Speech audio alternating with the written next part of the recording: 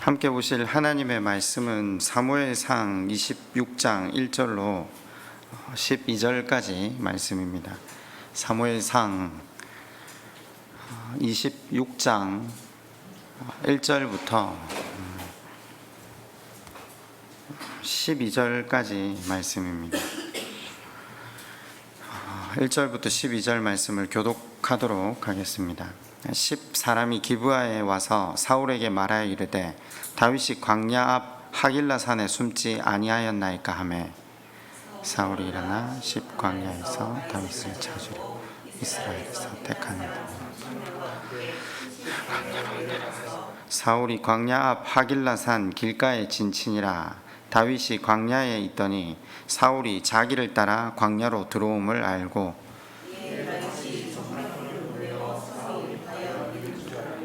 다윗이 일어나 사울이 진친 곳에 이르러 사울과 넬의 아들 군사령관 아브넬이 머무는 곳을 본즉 사울이 진영 가운데 누웠고 백성은 그를 둘러 진쳤더라.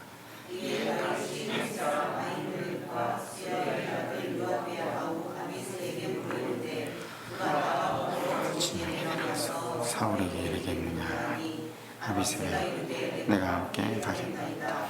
다윗과 아비새가 밤에 그 백성에게 나아가 본즉 사울이 진영 가운데 누워 자고 창은 머리 곁 땅에 꽂혀 있고 아브넬과 백성들은 그를 둘러 누웠는지라.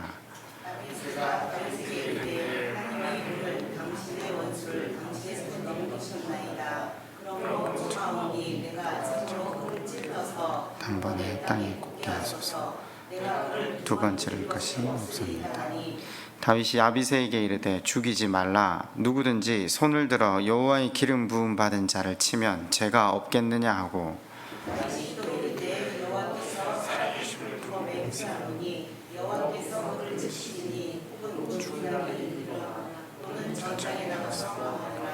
내가 손을 들어 여호와의 기름 부음 받은 자를 치는 것을 여호와께서 금하시나니 너는 그의 머리 곁에 있는 창과 물병만 가지고 가자 하고 다윗이 사울의 머리 곁에서 창과 물병을 가지고 떠나가되 아무도 보거나 눈치채지도 못하고 깨어있는 사람 없었으니 이는 여호와께서 그들을 깊이 잠들게 하셨으므로 그들이 다 잠들어 있었기 때문이었더라. 아멘. 우린 지난주 상위 1%라는 제목으로 사무엘상 25장을 살폈습니다. 사무엘상 25장에는 소위 세상이 말하는 상위 1%인 나발이 나오고요. 그리고 성경이 말하는 1% 아비가일이 나오고 있었죠. 그냥 사무엘상 25장을 읽으면 나발의 이름이 바보고 우리는 다윗 편에서 항상 성경을 보다 보니까 나발은 참 우매한 사람이라고 그냥 치부할 수 있지만 성경은 나발을 어떻게 소개하고 있습니까? 양이 3,000마리요 염소가 1,000마리다. 요즘 표현을 하면 이런 것 같아요. 어느 그룹의 이름을 딱 대면요 그 그룹의 총수다. 그럼 이름을 말하지 않아도 그 그룹의 총수다 하면 우린 누군가 알잖아요. 지금 그걸 소개하는 거예요. 유다 지파 갈렙 지파의 족속에 이스라엘에서는 감히 그만큼 재산을 가지고 있는 사람이 없거든요. 양 3,000마리 염소 1,000마리 하면 그 사람 누군지 다 안다는 겁니다. 소위 이스라엘에서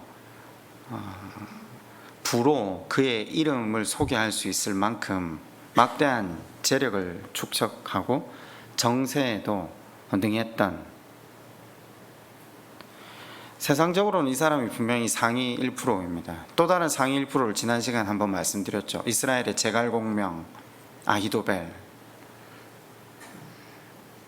그런데 성경은 세상적으로 볼 때 이 사람들이 세상에선 상위 1%인데 나발을 뭐라고 평가합니까? 바보라고 평가하고 있죠.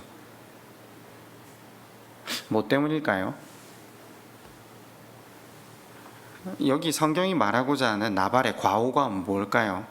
영적인 가치를 우습게 여긴 거라고 말씀을 드렸습니다. 겉으로 볼 때 기름 부은 자 다윗을 우습게 여긴 거죠. 하나님이 약속하셨다라고는 하나 현재 정권을 잡고 있는 건 사울 아니었습니까? 당연히 그의 눈으로 다윗을 바라볼 때 그는 왕이 될 수 있는 사람이 아니었습니다. 그래서 기름 부은 자를 우습게 여겼죠. 우리가 여기를 구속사적 관점에서 25장을 바라볼 때 기름 부은 자, 다른 말로 하면 메시아라고 말씀을 드렸죠.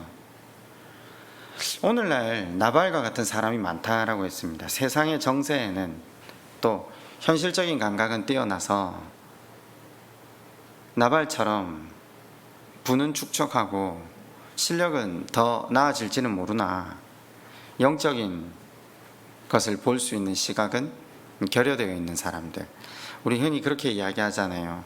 교회? 신앙생활? 지금 얼마나 바쁠 텐데, 지금 돈 벌어야 할 텐데. 나발이 딱 그런 모습이라고 했던 거죠. 단지 다윗을 잘 못 알아본 게 문제가 아니라 하나님의 기름 부은 자를 우습게 여기는 것, 그리고 그는 자기의 지식만을 고집하다가 하나님께서 어느 날 그를 치셨습니다. 그냥 단순하게 부르셨다라는 표현으로 우리가 말씀을 공부했지 않습니까? 세상에서 아무리 노력하고 수고해서 많은 것을 쌓아 놓는다 할지라도 하나님이 부르시면 우리는 그날 밤에 하나님 앞에 서야 합니다. 그리고 하나님 나라에 합당한 삶을 살았는지, 하나님과 무관한 삶을 살았는지 계수하겠죠. 또 다른 상위 1% 한 명을 만납니다. 아비가일. 제가 왜 갑자기 아비가일을 성경에서 말하는 아비가일이 상위 1%라고 이야기할 수 있는 까닭은 성경학자들이 그렇게 이야기하기 때문입니다. 잠언서 30장 마지막 장에 보면 현숙한 여인을 누가 얻겠느냐 할 때 지혜의 끝판왕, 그러니까 이 하나님만을 의지하는 그 지혜로운 여인의 대명사라고 이스라엘 사람들이 두 명의 여인을 항상 떠올리는데 룻과 아비가일입니다. 성경에서는 실은 아비가일은 상위 1%라고 평가를 받고 있는 거죠. 뭐 때문에요? 우리는 가끔 성경을 이소부화 읽듯이 읽잖아요. 그래서 분노에 찬 다윗의 걸음을 막아서고 지혜롭게 말을 잘해서 화를 모면했다. 아니, 그 정도로 이야기를 잘해서 성경이 상위 1%로 사람을 세우는 게 아니잖아요. 그녀의 대사를 가만히 읽어보면 아무도 다윗이 왕이 될 거라고 생각하지 않는 그 시간 가운데 그녀만 하나님 그분을 향한 믿음의 눈으로 다윗으로 하여금 그 하나님의 섭리하심을 일깨워 주지 않습니까? 우리가 일전에 배운 바가 있죠. 사울 왕의 핍박이 거세지던 그 어느 날 아들 요나단이 죽음의 문턱 앞에 있던 다윗을 만났을 때 다윗에게 우정과 사랑으로 내가 너의 목숨을 구해준다라고 하지 않고 하나님께서 약속하신 대로 너는 반드시 왕이 될 거라고, 너가 왕이 될 때 나의 집과 내 가족과 우리 집 아이들을 잘 부탁한다고 절대적으로 유리한 입장에 서 있을 때, 자기가 칼만 들어서 제거해도 얼마든지 자기가 왕이 될 수 있는 상황 가운데에서도 하나님의 약속의 말씀을 굳게 믿었던 요나단이 다윗에게 보여주었던 장면 마찬가지입니다. 아비가일은 하나님께서 다윗을 왕으로 세우실 것을 온전하게 믿었던 믿음의 사람이었다는 거죠. 하나님의 일하심의 그 뜻, 내용들을 너무나도 잘 이해하고 말씀 안에서 걸어가길 애쓰는 아비가일. 아까도 말씀드렸지만 나발이 죽습니다. 그리고 나서 다윗이 청혼을 하잖아요. 누구에게요? 아비가일에게요.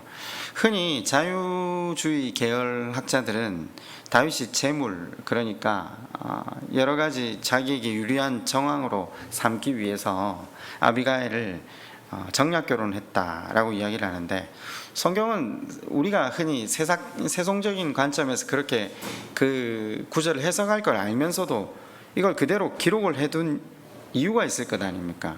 그죠? 아비가일의 선택을 보라는 겁니다. 절대적으로 다윗의 선택이 아니라 청혼을 했고 아비가일이 선택하는 겁니다. 다윗을 따라 나서지 않아도 아비가일은 평생 배불리 먹고 자기가 원하는 대로 삶을 살 수 있습니다. 그런데 하나님의 약속의 말씀을 믿었기 때문에 그 기름 부은 자를 바라보며 그에게로 자신의 삶을 의탁한 거죠. 시집가서 그의 신부가 되잖아요. 성경이 말하는 진정한 상위 1%의 의미가 뭐죠? 하나님의 기름 부은 자를 붙드는 것, 바꿔 말하면 예수 그리스도를 붙드는 것, 그걸 25장을 통해 우리에게 보여주려고 하는 겁니다. 단지 알레고리카라는 해석이 아니라 과연 기름 부은 자를 보는 영성이 있는가, 과연 하나님의 약속의 말씀이 이루어질 것을 믿고 그 약속의 말씀에 나를 의탁하면서 가는가. 물론 잠시 후에 보면 아시다시피 25장 26장 오늘 읽었잖아요. 이 사울 사건이 있고 나면 사울이 떠나가지만 다윗은 어떻게 판단하죠? 더 이상 이스라엘 경내에 자기가 있을 수 없다는 걸 알거든요. 그러면서 어디로 넘어갑니까? 잘 알다시피 아기스에게로 다시 넘어가죠. 물론 저번에 넘어가서 미친 척 했던 그때보다는 입장이 더 바뀌었죠. 이제 600명이나 되는 사람들을 거느리고 넘어갔으니까 정치적인 어떤 상하관계 속에는 있지만 이제 용병으로서 확고한 입지를 가지게 되는 거죠. 그런데 그때도 얼마나 힘든 시간을 보냅니까? 자기 민족과 대치되는 상황도 겪게 되고, 아비가일은 실제로 나라를 떠나야 되잖아요. 재산이 다 무슨 소용이 있습니까? 망명생활로 접어드는데 그걸로 끝납니까? 기억나십니까? 28장 29장 가면 다윗 군사들이 그 시글락을 떠났을 때 시글락이 아말렉이 쳐들어와서 아비가일부터 시작해서 모든 가족들 다 끌고 가버리잖아요, 포로로. 얼마나 많은 어려움을 겪는지 모릅니다. 그러나 약속의 말씀을 바라보았던 아비가일은 다윗을 온전히 붙들고 걸어가는 거죠. 우리가 24장을 통해서 깨달아야 할 것이 하나 있다면 주님을 붙들므로 주님과 깊은 교제 속으로 들어가고, 교제 속으로 들어가야 그분의 마음을 누리게 되거든요. 그분의 마음을 통해서 그분이 우리를 얼마나 사랑하시고 기다리시고 오래 참아주셨는가를 감동하게 되고, 그 아버지 하나님 마음을 배워서 어떻게 하는 게 하나님이 우리를 향한 목적이라고요? 그분을 닮아가는 것. 여기까지는 우리가 대부분 다 정돈이 되어 있잖아요. 우리 삶의 목적이 뭐라고요? 그분을 닮아가는 것, 그리스도의 장성한 분량에까지 자라가는 것. 우리 교회 다녔으니까 오랫동안 배운 거잖아요.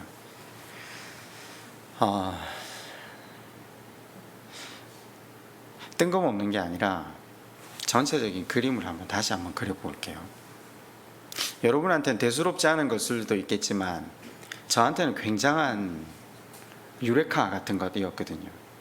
무슨 말이냐면요, 저는 교회를 3살에서 4살오기에 다니기 시작했어요. 기장에서 사탕에 이제 눈이 멀어서 교회를 탁 갔는데, 처음에 갔던 그 교회에서 가장 인상적이었던 건 사탕 맛이 머릿속에 오랫동안 남아있다는 거 하나하고 불렀던 노래, 왕왕왕왕 나는 왕자다, 하나님 나라에 나는 왕자다, 그리고 0000 나는 공주다, 그것도 부르고요. 여기 오니까 왕자라 공주라고 하는구나. 그리고 한 20년 어간이 지나가는 교회 생활이 시작됐는데, 그 중간에 교회에서 끊임없이 들었던 이야기가 하나님께서 우리를 자녀로 부르셨는데 자녀라고 안 부르고 왕 같은 제사장으로 부르셨다고 하더라고요. 그러면서도 그 20년 어간에 한 번도 하나님이 원하시는 왕의 모습, 제사장의 모습에 대해서는 성경을 통해서 배운 적은 없어요. 배운 적이 없었으니까 저 나름대로 생각을 한 거죠. 세상의 왕, 그죠? 권위가 있고 군림하고, 어떨 때는 억압하기도 하고 어떨 때는 인자하게 다스리기도 하고. 그런데 교회 안에서 들었던 여러 가지 지식들이 저 안에 합쳐지면서 저는 왕 제사장에 대한 정의를 어떻게 하고 살았냐면요, 고지론적인 것 같아요. 하나님 말씀 잘 순종하고 봉사하고 헌신하면 하나님께 인정받고 그분이 복을 베푸셔서 돈도 벌고 성공해서 그 능력과 영향력을 통해 부끄럽지 않은 복음을 전하는 것.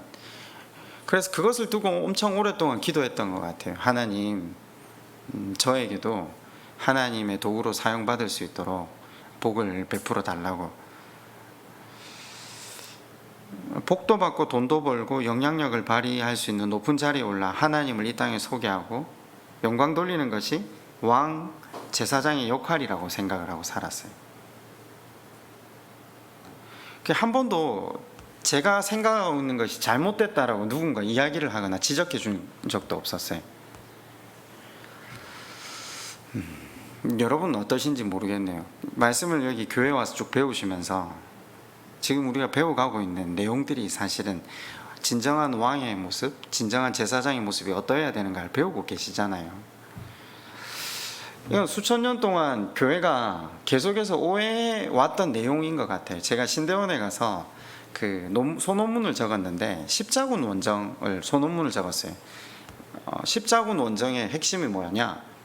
예수님의 고향 예루살렘에 이슬람의 깃발이 나부끼게서는 안 된다.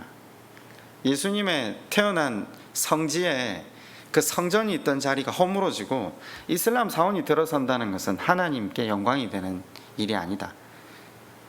칼을 들어라, 방패를 들어라.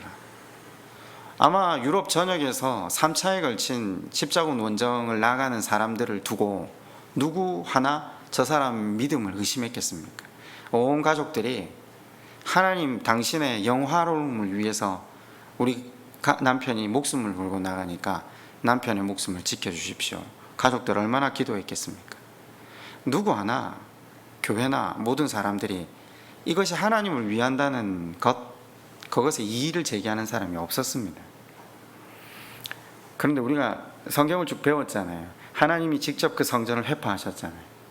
내가 다시는 이곳에서 예배드리지 못하게 하겠다. 너희가 드리는 예배가 거짓말이라는 걸, 내가 더 이상은 역겨워서 못 받겠다는 걸, 너희는 양 한 마리 잡아다 바쳐서 너희 죄가 다 세탁되는 걸로 알고 여기서 나의 구원을 이루었다라고 이야기하며 돌아가는데 나는 더 이상 그런 예배 못 받겠다. 그래, 하나님이 직접 회파하셨잖아요. 하나님이 직접 로마 군대에 의해서 산산조각 내셨거든요. 왜 하나님께서 우리 가운데 그 일을 행하셨는지에 대한 고찰은 온데간데 없고 성전을 회복하는데 수천 년을 할애한 거죠.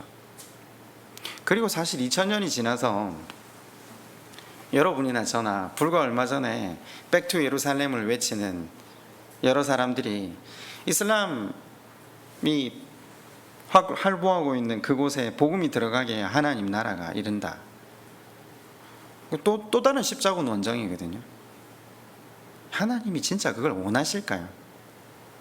어떤 일들을 하면서 두세 기가 지났지만 저는 그런 생각이 들더라고요. 하나님이 세우신 왕이요 제사장의 의미나 역할을 전혀 모르고 있다는 거죠. 교회는 여전히 성도들로 하여금 십자군 원정을 독려하는 거죠. 세상을 정복하고 다스려야 한다. 방법은 어떻게 해요? 돈 많이 벌어야 된다는 거죠. 그죠? 높은 자리에 올라서야 된다. 그것이 마치 하나님 나라를 확대하는 것이냐 가르치는 거죠. 여러분, 우리가 지금 뭘 배우고 있죠? 역사서를 배우고 있거든요. 그죠? 그중 역사서에서도 인물은 누구죠? 다윗이잖아요. 그런 생각 한 번씩 안 해보세요. 우리나라 역사도 제대로 모르면서 남의 나라 역사를 왜 보고 앉아 있는 겁니까? 그것도 수천 년 전에, 지금 중군동 역사도 아니고 우리와 아무 관계없는 역사를 흔히 E.A. 카의 그 명언을 인용해서 그 역사라는 거울에 우리의 삶을 비추어 보고 교훈을 얻자, 그런 거 하려고 지금 우리가 성경 속에서 이스라엘 역사를 배우는 게 아니죠. 우리가 이 역사와 역사 이야기 속에 주인공으로 나오는 다윗, 모세, 아브라함 이런 사람을 통해 배우고자 하는 것이 무엇입니까? 성경이 우리에게 가르치는 것이 무엇입니까? 하나님 나라죠. 바꾸어 말하면 구원을 이루게 하는 거죠. 우리는 사실 구원받기 위해서 교회 다니거든요. 정확하게 말하면 하나님 나라, 바꾸어 말하면 하나님의 다스림과 통치. 이제 개념이 좀 흐트러지면 안 됩니다. 그러면 하나님 나라, 하나님의 다스림과 통치를 배우려면 먼저 그분의 다스림 안에 들어가야 되잖아요. 다스림 가운데 아까 말씀드렸듯이 교제 가운데 들어가서 그분의 마음을 누리고 그분이 우리를 향한 사랑과 은혜가 얼마나 깊고 컸는지를 배우고 감동해야 그 다스림 방법 그대로 다스리는 삶을 살 것이거든요. 이게 하나님이 우리에게 이 역사서를 배우고 역사서 안에 있는 사람들을 통해 우리로 하여금 가르치려고 하는 내용이 된다는 거죠. 저는 이걸 깨달았을 때 굉장히 큰 감동이 있었거든요. 이게 왕이고 제사장의 역할이었구나. 그걸 왜 안 가르쳐줬지? 교회에서 왜 자꾸 엉뚱한 방향으로 내 인생을 몰고 가게 했지? 저한테는 굉장히 이게 유레카 같은 것이었거든요. 정말로 소중하고 내가 그렇게 애쓰는 삶을 살지 않아도 되구나. 이제는 내가 하나님 원하시는 삶의 방향으로 살면 되구나. 여러분, 제가 말씀을 드리는 이 지금 주제가 왜 중요하냐면요, 이게 우리 존재 목적이기 때문입니다. 제가 창세기 강의를 지금 우리가 이제 거의 끝을 다 가고 있는데, 창세기를 2장부터 강의했습니다. 1장을 강의하지 않았어요. 왜 1장을 강의하지 않았냐면요, 지금 하려고요. 제가 중간에 질문을 여러 번 받았거든요. 왜 1장을 빼먹냐고, 창조에 대해서 왜 이야기를 안 하냐고. 창조가 창세기의 주제가 아닙니다. 물론 겉으로 볼 땐 주제가 창조지만 왜 창조했는가, 우리를 왜 창조했는가, 그게 실은 창세기의 정확한 목적이 있죠. 그걸 창세기가 밝혀줍니다. 한번 가보시겠습니까? 창세기 1장 26절입니다. 창세기 1장 26절입니다. 하나님이 이르시되 우리의 형상을 따라 우리의 모양대로 우리가 사람을 만들고 그들로 바다의 물고기와 하늘의 새와 가축과 온 땅과 땅에 기는 모든 것을 다스리게 하자 하시고, 삼위 하나님께서 사람을 지으셨는데 무엇의 형상대로 지었다고요? 하나님의 형상이라고 지금 표현이 되어 있잖아요. 그럼 여러분, 하나님의 형상대로 우리가 지음을 입었다는 말을 자주 쓰잖아요. 그게 무슨 말입니까? 굉장히 추상적이잖아요. 하나님의 형상대로 우리가 지음을 받았잖아요. 그럼 목적이 분명히 있다는 거죠. 하나님의 형상은 뭐죠? 하나님은 온 우주 만물을 지으시고 만물을 다스리는 분이거든요. 쉽게 말하면 그분의 형상으로 지어졌다는 건 다스리는 존재로 지어졌다는 거죠. 이해가 되십니까? 그러니까 26절을 27절과 28절이 풀어서 설명을 계속해서 합니다. 읽어드릴게요. 하나님이 자기 형상 곧 하나님의 형상대로 사람을 창조하시되 남자와 여자를 창조하시고 하나님이 그들에게 복을 주시며 그들에게 이르시되 생육하고 번성하여 땅에 충만하라. 땅을 정복하라. 바다의 물고기와 하늘의 새와 땅에 움직이는 모든 생물을 다스리라 하시니라. 인간은 하나님의 형상을 따라 지어졌다. 무슨 말입니까? 이 땅을 다스리고 통치해야 하는 사명을 위임받은 거죠. 위임받은 겁니다. 이게 중요한 단어입니다. 위임입니다. 인간이 지어진 목적이 뭐라고요? 하나님이 지으신 이 땅을 다스리고 통치하는 역할을 대신하는 겁니다. 대신한다고 표현한 것은 주권은 누구에게 있는 거죠? 하나님께 있고요. 우리는 대리하는 역할이라는 거죠. 그러니까 인간의 본분은요, 하나님이 맡기신 이 땅을 다스리되 그의 뜻을 따라 통치하고 다스려야 한다는 거죠. 이것이 우리 삶에 지어진 목적입니다. 여러분은 유레카하진 않으시죠? 저는 사실은 이 1장에 대한 내용을 역사서 전체가 공부를 다 할 때쯤 이해가 정확하게 되더라고요. 하나님께서 다스리라, 통치하라 하신 이 내용의 의미가, 하나님은 전지전능하시잖아요. 힘이 무궁하신데 이분이 다스리고 통치하는 방법이 어떠세요? 십자가로.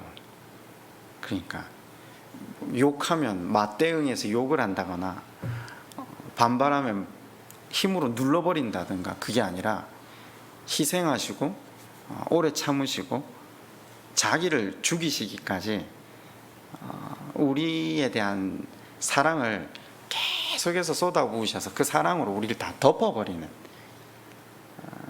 그 다스림, 그 통치를 우리가 배워서 우리에게 맡겨진 가정, 우리 공동체, 우리가 만나는 모든 사람 가운데 그 왕으로서, 그 제사장으로서 역할을 감당하라는 거죠.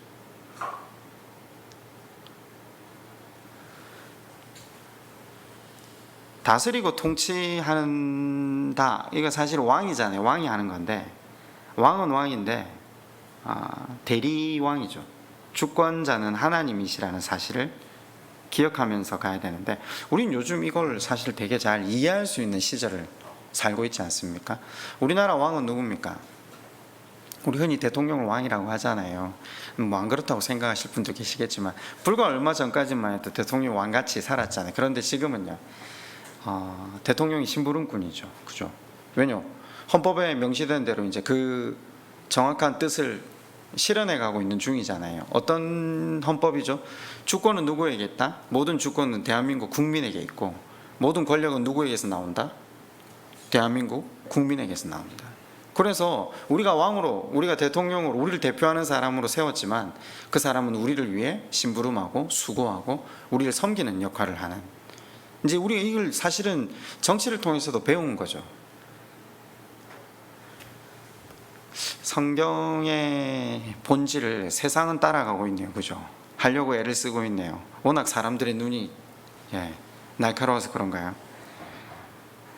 결국 우리가 역사를 배우는 이유가 뭐라고요? 성경의 역사와 그 역사 가운데 개인들의 경험과 훈련받고 있는 내용을 배우는 이유가 뭐냐면요, 내가 하나님께 먼저 다스려져야 하는 존재임을 확인하는 거죠. 그리고 그 다스림 가운데 그분의 통치와 다스림의 방법을 잘 배워서 이 땅을 그렇게 다스리는 사람이 되기를 바라신다라는 거죠.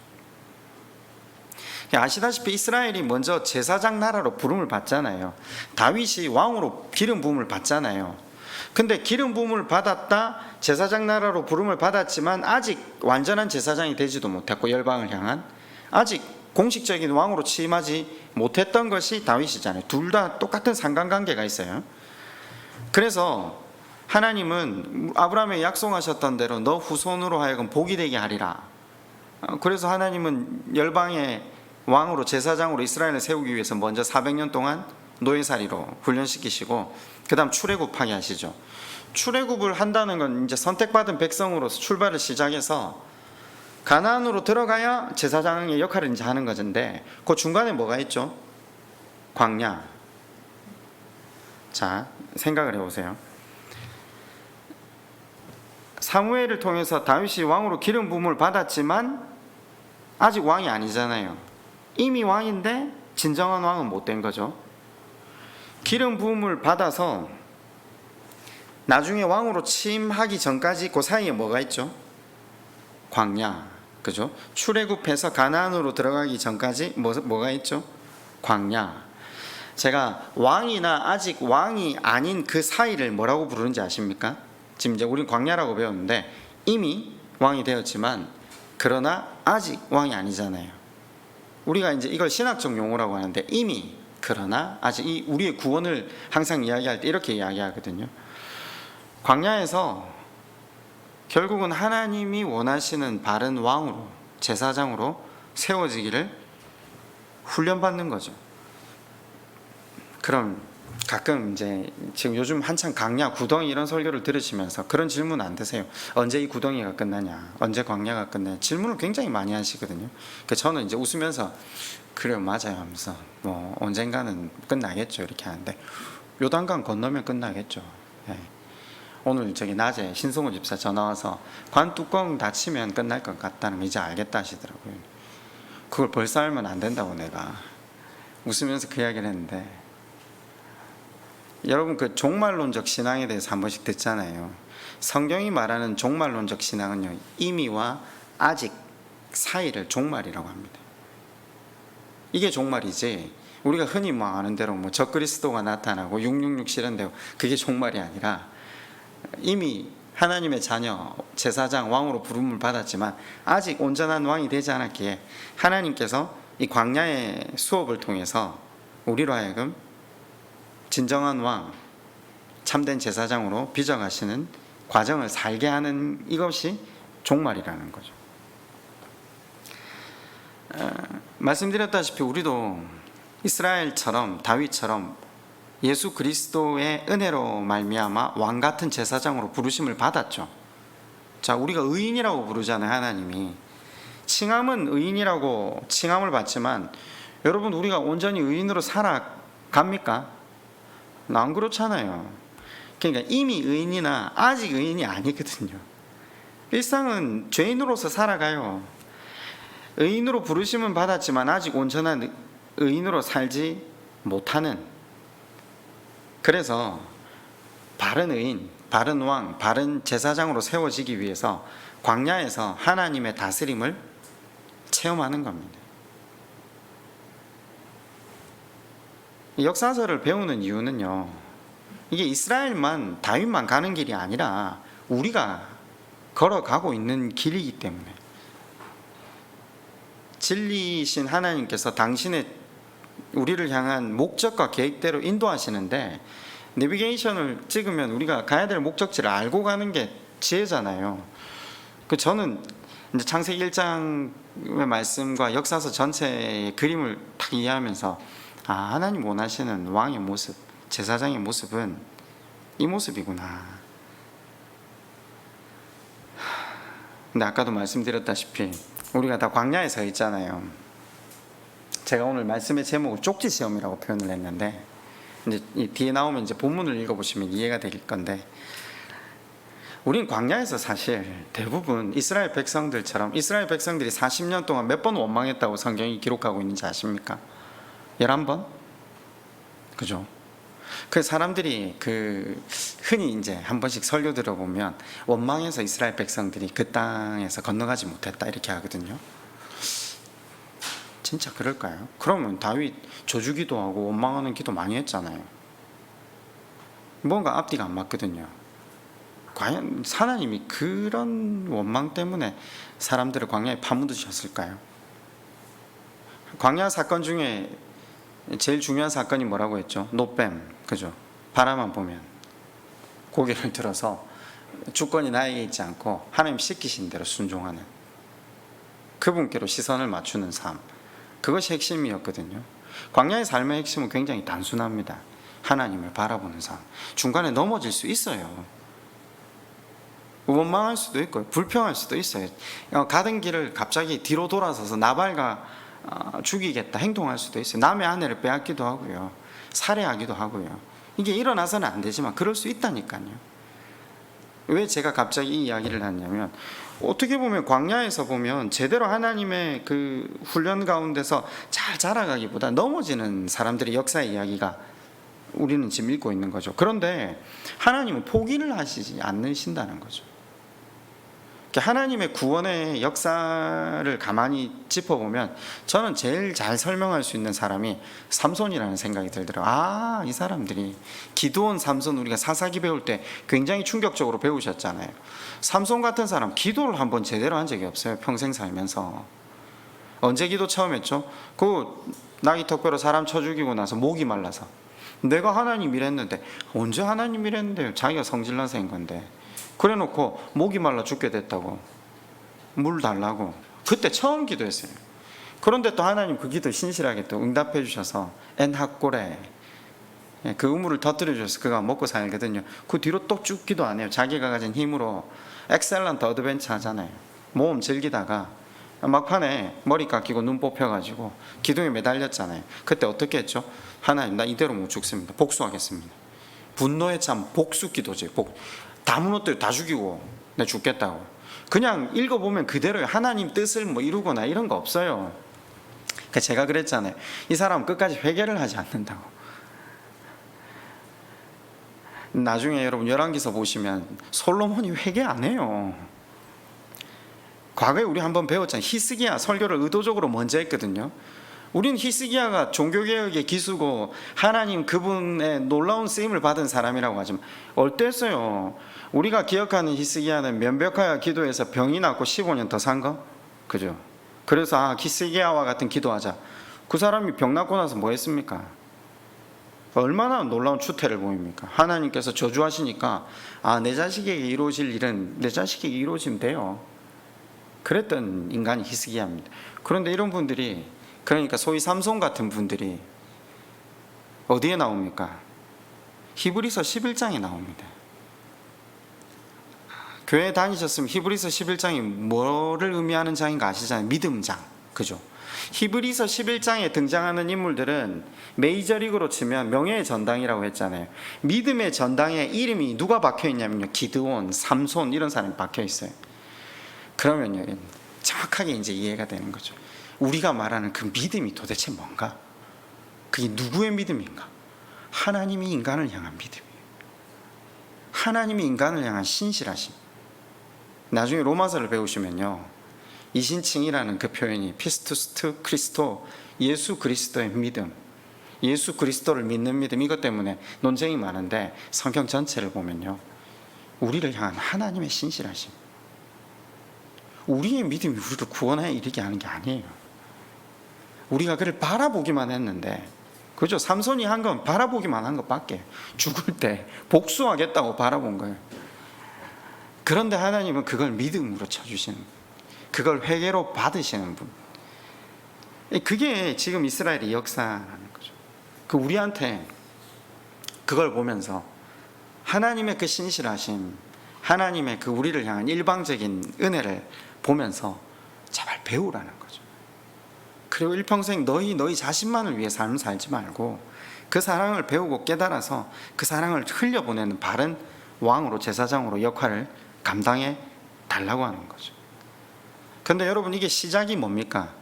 결국 광야에서 다스림의 훈련을 받아야 된다라는 거죠. 다스림의 훈련은 굉장히 멀리 있지 않습니다. 오늘 이 본문이 그걸 가르쳐 주는 거죠. 26장 12절을 한번 볼까요? 24장 내용과 똑같습니다. 그 다윗이 자기를 추격해온 사울 왕이 용변을 보려고 하마터면 혼자 몸으로 자기가 숨어있던 굴에 들어왔잖아요. 무방비한 상태. 그때 부하들이 뭐라고 합니까? 이건 하나님께서 당신에게 주신 기회다. 자, 26장 12절입니다. 다윗이 사울의 머리 곁에서 창과 물병을 가지고 떠나가되 아무도 보거나 눈치채지 못하고 깨어있는 사람도 없었으니, 밑에 뭐라고 적혀있죠? 이는 여호와께서 그들을 깊이 잠들게 하셨으므로 그들이 다 잠들어 있었기 때문이었더라. 누가 잠들게 하셨다고요? 하나님이 잠들게 하셨다고요. 그러니까 아비새가 뭐라고 하죠? 8절에요. 아비새가 다윗에게 이르되 하나님이 오늘 당신의 원수를 당신의 손에 넘기셨나이다. 그러므로 청하오니 내가 창으로 그를 찔러서 단번에 땅에 꽂게 하소서. 내가 그를 두 번 찌를 것이 없으리이다. 24장과 같은 상황이 벌어졌죠. 똑같은 상황이잖아요. 하나님이 그를 다윗의 손에 붙인 거잖아요. 제가 한번 질문을 한번 해봅시다. 이게 우연한 건 아니라고요. 왜냐하면 지금 성경이 직접적으로 하나님이 그들을 깊이 잠들게 하셨으므로, 그죠? 하나님이 사울의 모든 사람들을 깊이 재웠습니다. 그럼 하나님이 왜 이 상황을 다윗에게 주신 겁니까? 사울을 죽이라고 만드신 기회입니까? 아니죠. 지금 이제 제목을 보시면 이제 이해가 가셔야 돼요. 여기 보면 쪽지 시험, 쪽지 시험. 쪽지 시험이에요. 여러분, 시험이 어려운 것만 생각하시죠. 막 경제적인 문제, 관계의 문제, 육체의 질병, 그런 것도 있을 수 있어요. 그런데 하나님은 그렇게만 일하시지 않아요. 이 경우에도 사울을 안 죽이고 하나님이 주권자심을, 하나님이 재판관이심을 인정하는가를 보겠다는 겁니다. 광야 수업이 아까 목적이 뭐라고요? 그분의 다스림을 받는 것이라고 했잖아요. 그분의 다스림을 받는지 안 받는지 계속 쪽지 시험을 통해 확인하시는 거죠. 너가 너의 주권대로 사는가? 하나님을 주권자로 삼고 살고 있는가? 오늘도 아마 쪽지 시험 여러분 치시다 오셨을걸요? 그죠? 뭐라고 답을 쓰셨어요?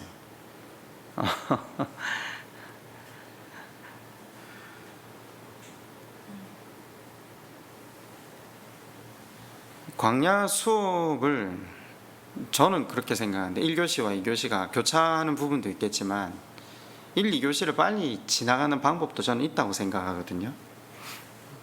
쪽지 시험 답을 잘 적어내면 돼요. 일단 의지를 들여가지고 이를 깎게 물고 누군가에 대한 평가, 판단. 네. 그리고 이제 우리가 만약에 9시에 왔다 치면 적어도 수요일 날 이 밤에 와서 말씀 듣고 있으니까 우리를 일단 9시에 비교합시다. 9시에 온 사람들은요 5시에 온 사람들을 향한 시선이 있어요. 일단 기본적으로. 예. 뭐라고 표현했냐, 부끄러운 구원. 그죠? 제가 그랬잖아요. 그 용어 자체가 우리 속에서 사라져야 된다고요. 9시나 5시나 다 같이 부끄러운 구원인데 9시에 온 사람들은 또 이런 생각도 가져요. 말씀을 먼저 깨닫잖아요. 먼저 들었네요. 흔히 우리 그런 말 한 번씩 하죠. 안 들었으면 좋았을걸. 집사님들 중에 몇 분 그러시더라고요. 안 들었으면 막 괜찮았는데 막 교회 잘못 와가 들어가지고. 그러면 들어서 말씀을 먼저 순종하고 사랑의 짐을 지고 멍해를 지는 게 굉장히 손해보는 것 같고 고통스럽다고 생각해 보신 적 있으시죠? 그죠? 왜 내가 왜? 집사람이 저한테 질문을 하더라고요. 그래서 한참 이제 질문을 하다 집사람이 저한테 그런 얘기를 하더라고요. 자기는 먼저 말씀을 깨달았으니까 훨씬 이전부터 그런 짐을 지기 위해서 애를 썼을 건데 어떻게 견뎠냐라고 하더라고요. 가만히 생각해 보니까 이건 사실 견디거나 의지를 들이거나 결단으로 해서는 될 일이 아니거든요. 안 그렇습니까? 저는 기독교가 분명히 극기의 종교가 아니라고 말씀을 드렸거든요. 제가 이렇게 집사람한테 대답을 했어요. 이 사실 짐을 먼저 지는 건요, 계산을 하고 나면 못 져요. 져지지가 않아요. 울분이 먼저 솟아오르거든요. 근데 정확하게 그 짐을 다시 질 수 있는 비결이 뭔지 아십니까? 내가 전에 1을 했는데 하나님은 항상 30, 100으로 갚아주셨어요. 주로 계산법이 10, 30, 100이더라고요. 그것도 1밖에 안 했는데 어딜 가면 항상 100처럼 한 것처럼 다시 돌려보내주죠. 내가 서에서 1을 진짜 이 악 깨물고 이거 말씀 순종하려고 애를 씁니다.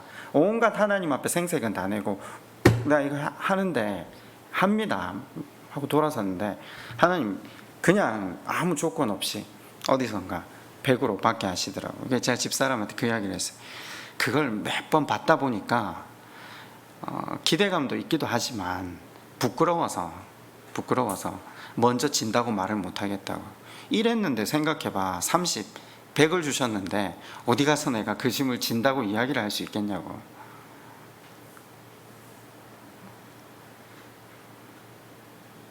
광야 수업의 목적이 결국은 누가 주권자이시냐, 누구를 중심으로 문제를 풀어가냐의 훈련이거든요. 여러분, 에덴 동산의 문제는 굉장히 단순했습니다. 선악과를 따먹느냐 따먹지 않느냐. 우리는 굉장히 복잡하게 그 선과학을 알게 하는데 그게 어떻게 알게 하냐, 그런 게 아니라 누가 주권자냐, 누가 주인이시냐, 그 동산의 나무를 볼 때마다 그걸 인정하면서 사는 것이 피조물의 정체성이 없거든요. 그런데 그걸 따먹은 거잖아요. 내가 하나님의 자리에 앉은 게 문제죠. 그런데 오늘 우리 삶 가운데 선악과는 매일 우리가 매 시간 매 순간 대면하는 거라고 말씀을 드렸잖아요. 마찬가지죠. 누가 주권자. 아담과 하와의 실패를 우리가 굉장히 비아냥거리기도 하고 저 사람들 때문에 신라곤 했다 하지만 우리는 매일 신라곤 시키잖아요, 때로. 여러분 한번 생각해 보세요. 이 쪽지 시험이라는 건 어려운 시험이 아니에요. 오히려 반대로 생각하셔야 돼요. 열린 문이에요, 오히려. 지금 다윗의 입장에서 자고 있는 사울을 맞이한 광경을 한번 생각해요. 뚫린 대로예요. 그러니까 광야의 시험이라고 해서 막힌 담, 막힌 길 이런 게 아니라 모든 기회를 다 열어놓으신 거죠. 그리고 하나님, 그분은 다윗이 이것을 어떻게 이용할까를 보고 계신 거예요. 우리 그렇잖아요. 우리 광야의 훈련을 지금 받고 계시잖아요. 근데 뭐 우리가 동굴 안에 들어가지 않습니까? 아니잖아요. 땅바닥에 텐트 치고 자는 거 아니잖아요. 우리 일상의 삶을 기본적으로 다 누리면서, 예? 물론 우리 생각이 어느 정도 어디까지 가 있느냐에 문제가 되겠지만 그 가운데서 하나님께서 우리를 시험하시는 거죠. 누가 주권자냐. 아비새는 이 상황을 사울을 죽이라는 하나님의 뜻으로 판단한 거잖아요. 근데 다윗은요, 아니라고 판단한 거죠. 무슨 말입니까? 하나님과 교제를 통해서 하나님의 성품과 하나님이 어떠한 분이신가를 아는 근거를 가지고, 이건 열린 기회처럼 보이지만 아니라는 거라는 거죠. 하나님은 기름 부은 자, 당신의 백성을 자기 판단대로 죽이는 걸 원하지 않는 분이시다. 여러분, 이게 이제 추상적으로 들리면 안 됩니다. 저는 옛날에 설교를 통해 어떻게 배웠냐면, 하나님의 기름 부은 자를 대적하고 치는 건 하나님께서 벌 내리신다. 그거 우리 어떻게 배웠어요? 목사 대적하면 어떻게 된다고요? 벌 받는다 배웠죠. 지금 이 본문의 말이 그게 아니에요. 하나님의 기름 부은 자가 누구죠? 우리 전부 다잖아요. 그걸 보셔야 돼요. 우리 전부예요. 그래서 제가 지난 시간에도 자꾸 기름 부은 자를 한쪽에 국한하려고 하는데, 다윗이 그걸 본 거죠. 누구 한 명의 생명도 그 생명의 가치, 하나님께 사랑하시는 그 하나님의 마음으로 그 사람을 대하고 있는 다윗을 보라는 거죠. 하나님은 내 마음대로 판단해서 사람을 죽이는 걸 기뻐하시는 분이 아니다. 오히려 그로 하여금 하나님 나라에 이르게 하는 걸 하나님 기뻐하시는. 결국 이 시험의 핵심이 뭐죠? 누구를 주권자로 인정하고 사는가? 우리는 사울을 죽이냐 안 죽이냐 이걸 이슈로 삼거든요. 아닙니다.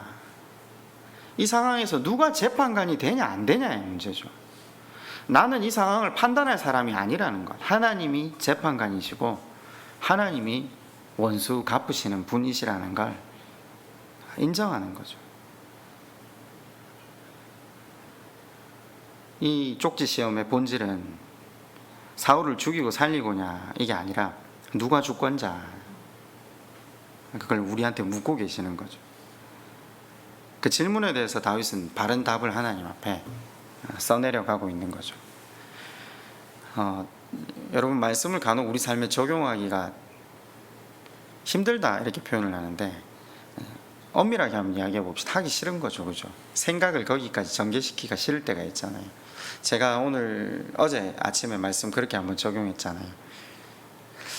오랫동안 교회를 비판할 때는 괜찮았어요. 교회에서 말씀이 없다, 목사다운 목사도 없다, 직분자다운 직분자도 없다.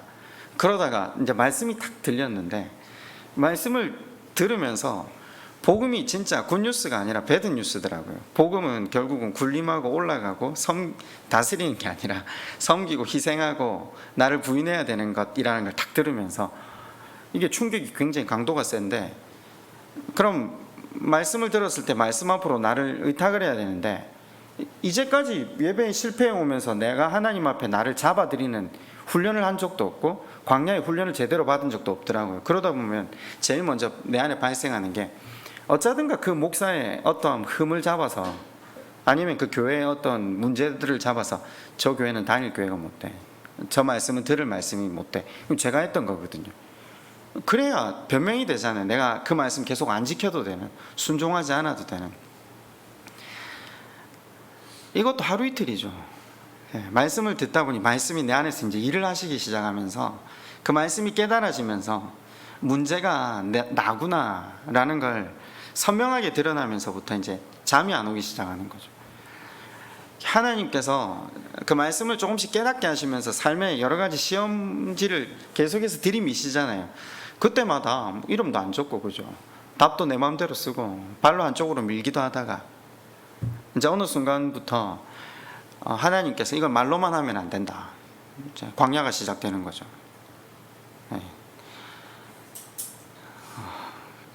저는 한 20년 정도 말씀을 들었는데 말씀을 저한테 안 비췄거든요. 제가 딱 계수를 해보니까 딱 20년 정도 되더라고요. 말씀을 저한테 비추기까지 굉장히 오랜 시간이 걸렸던 것 같아요.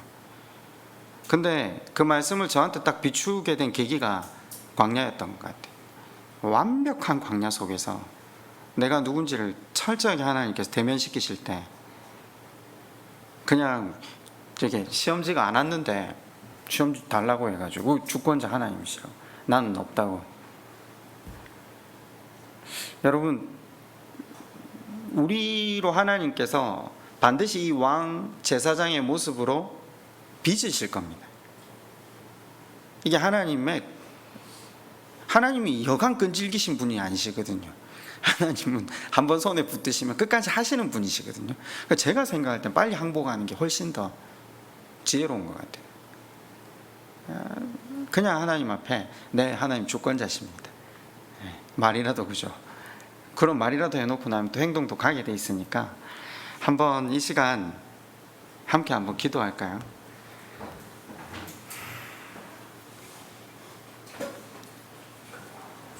여러분, 하나님의 다스림 가운데 살아가고 계십니까? 대리인답게, 그죠? 우린 주인이 아닙니다. 우리에게 맡기신 사람들, 우리에게 맡겨진 일들, 그 가운데 하나님의 뜻을 흘려보내고 하나님 뜻대로 일들을 풀어가는 것이 우리의 사명입니다. 억울하죠, 그죠? 힘들죠. 절망스럽고 포기하고 싶을 때도 있죠. 그런데 광야 생활은 곧 끝이 납니다. 그리고 요단을 건너서 가나안으로 언젠가 들어갈 겁니다. 공식적으로 하나님 앞에 왕으로, 제사장으로 취임할 날이 올 겁니다. 다만 이 광야에서 그 하나님의 훈련을 잘 통과하는 자가 얻게 되는 유익이 아니겠습니까? 우리 이 시간 한번 그렇게 기도합시다. 광야의 이 수업, 이 시험들을 누가 나의 주권자 되신다는 것을 바르게 깨닫고 그 답을 매 순간 바르게 써내려가기를 하나님 앞에 한번 같이 먼저 간구해 보겠습니다. 함께 기도하겠습니다.